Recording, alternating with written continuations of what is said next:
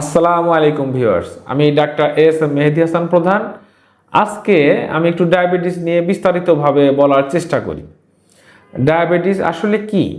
আমরা সাধারণত যে খাবার খেয়ে থাকি সেখানে কার্বোহাইড্রেট থাকে।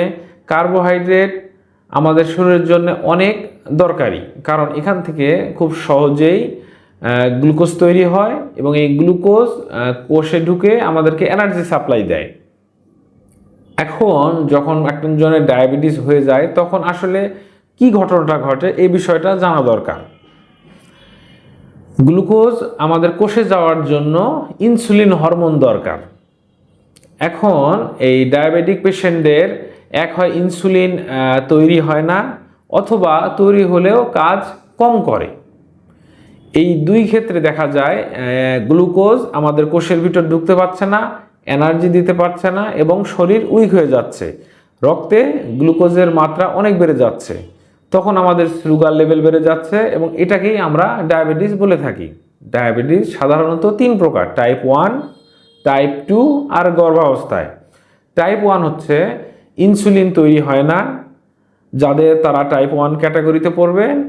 যাদের ইনসুলিন তৈরি হয় কিন্তু কাজ কম করতেছে তারা টাইপ 2-তে পড়বেন। এবং গর্ভাবস্থায় সাধারণত যে ডায়াবেটিস পেশেন্টগুলো আমরা পাই এনারা টাইপ 2 ক্যাটাগরিতেই পড়ে থাকে।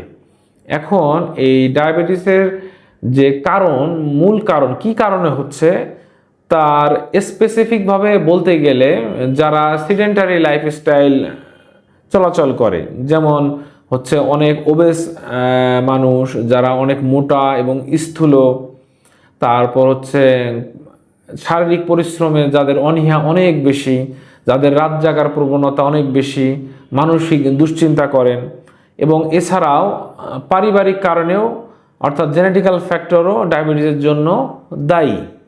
একটা বিষয় লক্ষণীয়, এটা কিন্তু একটা নীরব ঘাতক, কারণ প্রতি 10 জন মানুষের একজনের এখন ডায়াবেটিস দেখা যাচ্ছে।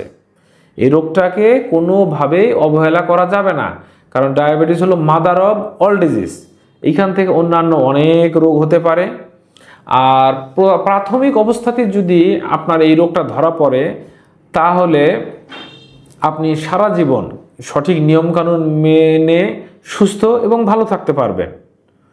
তো আশা করি আপনারা সবাই ভালো থাকবেন, সুস্থ থাকবেন এই কামনা করছি। এবং আপনার বা আপনার পরিবারের কেউ যদি এই রোগে আক্রান্ত হয়, আপনি যদি আমাকে অনলাইনে অথবা আমার চেম্বারে দেখাতে চান তাহলে এই নাম্বারে সিরিয়াল দিয়ে যোগাযোগ করতে পারেন। সবাই ভালো থাকবেন, সুস্থ থাকবেন এই কামনা করছি। আসসালামু আলাইকুম ওয়া রাহমাতুল্লাহি ওয়া বারাকাতুহু।